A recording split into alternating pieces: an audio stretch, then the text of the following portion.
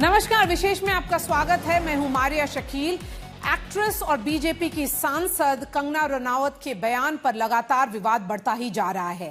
कंगना ने जेन जी को कल एक पोस्ट में गटर छाप कहा था और आज बाकायदा वीडियो जारी करके वो खुद को सही साबित करने पर तुली हैं। लेकिन कंगना के बयान पर भारी विवाद हो गया है। अब सवाल ये है कि क्या कंगना ये सब कुछ अपने मन से कर रही हैं या फिर पार्टी ने भी उन्हें हरी झंडी दी हुई है।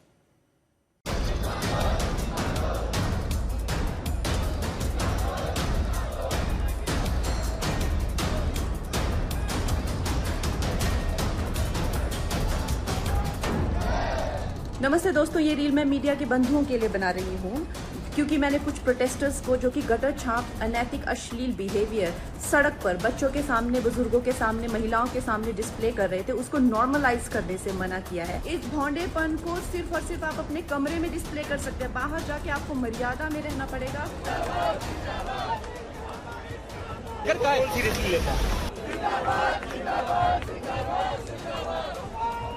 कोई उनको भगवान मानता है।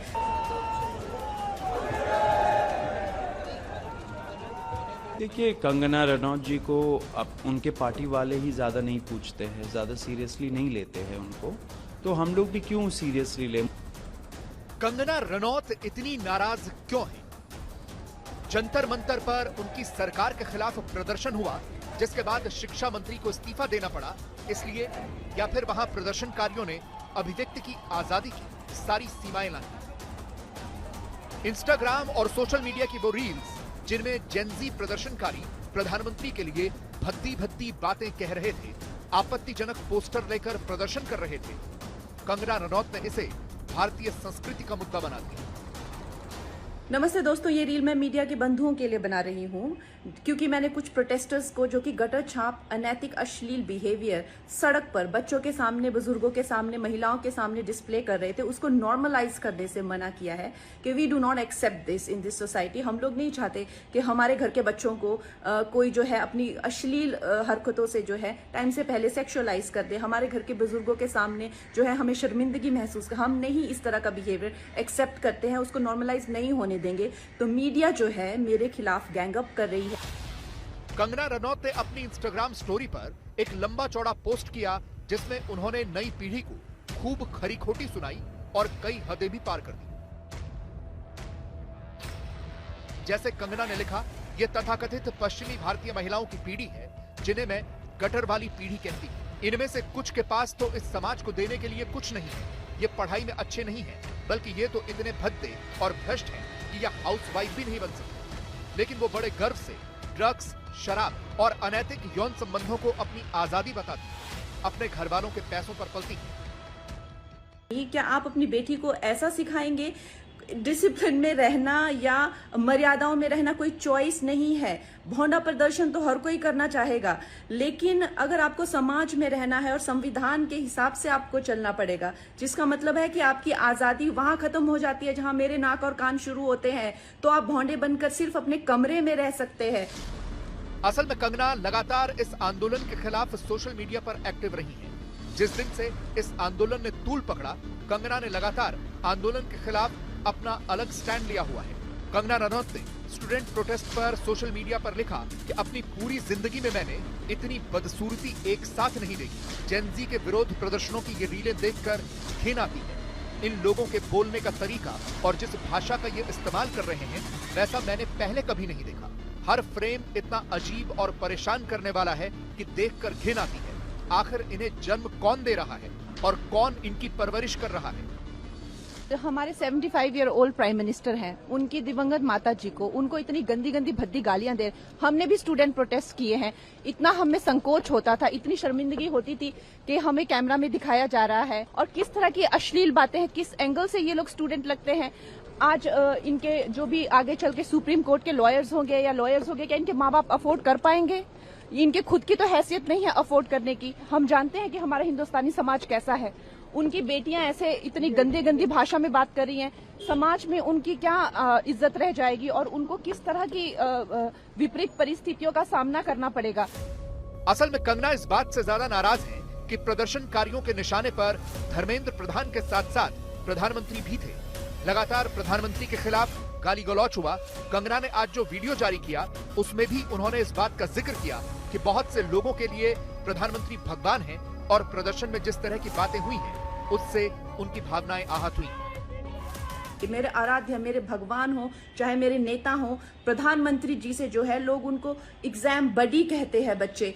उनके साथ में कितने लोगों की भावनाएं, कोई उनको लीडर मानता है, कोई उनको दोस्त मानता है, कोई उनको परिवारजन मानता है, कोई उनको भगवान मानता है। उसी तरह से आप किसी की फीलिंग्स हर्ट नहीं कर सकते हैं। ये कोई कूल बनना नहीं है, ये एक बेसिक सिविक सेंस है और अगर आपको ये नहीं आती है तो आपको सीखना पड़ेगा। आप ये फेमिनाजी से प्रभावित मत होइए, अपनी जिंदगी बर्बाद मत करिए।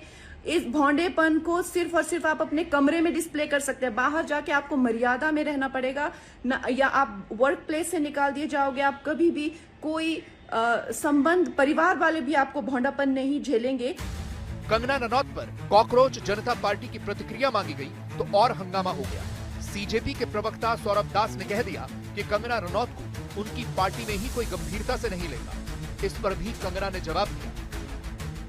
देखिए, कंगना रनौत जी को अब उनके पार्टी वाले ही ज्यादा नहीं पूछते हैं, ज्यादा सीरियसली नहीं लेते हैं उनको, तो हम लोग भी क्यों सीरियसली ले। मुझे नहीं लगता जेन जी में या जेन अल्फा में या कोई भी यंगर जनरेशन में उनको सीरियसली कोई लेता है या उनकी बात सुनता है। वो पॉलिटिशियन है, नेता बन गई है। उनके तो कुछ वीडियोस भी थे जहां पे वो हिमाचल में जब अपने सीट में उन्होंने विजिट किया था तो उन्होंने बोला था कि मैंने सोचा था कि थोड़ा बहुत ही काम करना पड़ेगा, यहाँ पे तो इतना ज्यादा काम करना पड़ता है एमपी बन के। तो ये उनका सीरियसनेस दिखाता है। वो हमें अनसीरियस जनरेशन बोल रही है लेकिन उनका सीरियसनेस उन्होंने ही खुद को एक्सपोज कर दिया था।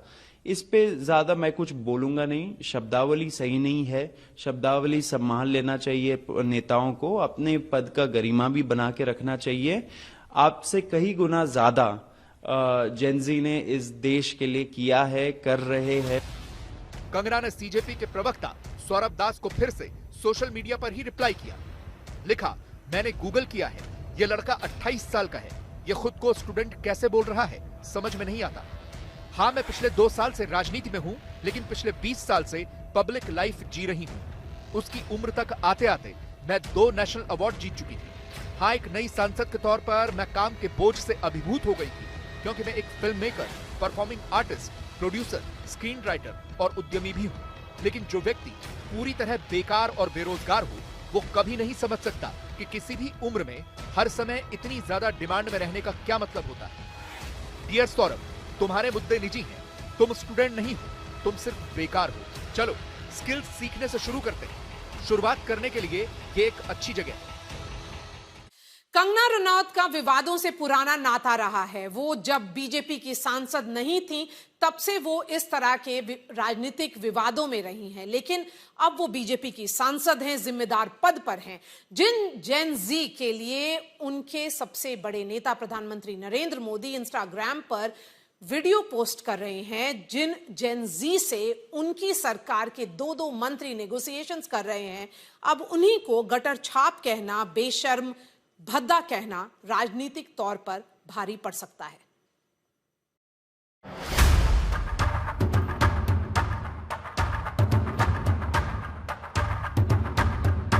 कंगना ने जेनजी पर जो बोला है उस पर तो अब उन्हें अपनी इंडस्ट्री से भी साथ नहीं मिल रहा। कंगना की बात को सोनू सूद ने खुलकर शर्मनाक कहा है। अगर ऐसा कहा है तो बहुत मुझे लगता है कि शर्मनाक बात है, ऐसे नहीं कहना चाहिए। और ऐसे नहीं बोलते कि तोल मोल के बोल। बड़ा ज़रूरी है कि आप सोच समझ के बोलें, क्योंकि जो जनता है वो ही ईश्वर का दूसरा रूप है। ये जितने युवा लोग हैं वही एक्टर्स बनाते हैं, वही आपको इस मुकाम तक पहुंचाते हैं। जब तक वो आपके साथ रहेंगे तो आप रहेंगे, अगर वो नहीं रहेंगे तो फिर तकलीफ होगी। इसलिए सबको साथ लेकर चलना चाहिए। आपका जो प्रोफेशन है वो कोई भी हो, आप एक्टर हैं, डॉक्टर हैं या कोई भी हैं, जब तक लोग आपके साथ जुड़े हैं तब तक आप का जो अस्तित्व है वो इस दुनिया के अंदर मायने रखता है। अदरवाइज कोई फायदा नहीं। कंगना को वैसे तो विवादों में रहने की पुरानी आदत है और उन्हें पहले भी बीजेपी की तरफ से कई बार फटकार लग चुकी है, लेकिन इस बार बीजेपी भी चुप है क्योंकि कंगना ने सीधे प्रधानमंत्री के लिए आवाज उठाई है। वो जेनजी से जुड़े हर विवाद पर बोल रही हैं। ये तस्वीरें पूरी दुनिया में वायरल हुई थी जब मुंबई में इस प्रदर्शन के दौरान एक अकेली लड़की पुलिस की वैन के आगे खड़ी हो गई थी। इसे ऐसे देखा गया कि जेनजी चाहे तो कुछ भी कर सकता है। ये रिया अहिर हैं, जो मुंबई के एक मॉडल हैं। पहले 2 दिन तो उनकी बहुत तारीफ हुई, लेकिन अब जब ये प्रदर्शन खत्म हो गया तो रिया को बहुत ट्रोल किया जा रहा है। उनके सोशल मीडिया पर उन्हें अपशब्द कहे जा रहे हैं, धमकियां दी जा रही हैं, उनकी पुरानी तस्वीरों से छेड़छाड़ हो रही है। उन्होंने मुंबई पुलिस से इसकी शिकायत की है।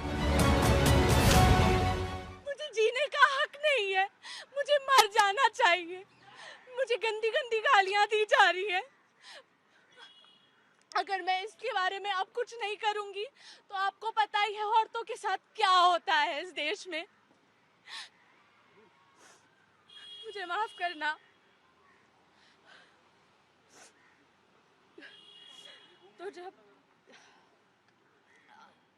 तो अब मुझे समझ नहीं आता है कि अब बेटी को पढ़ना चाहिए या बेटी को बचना चाहिए।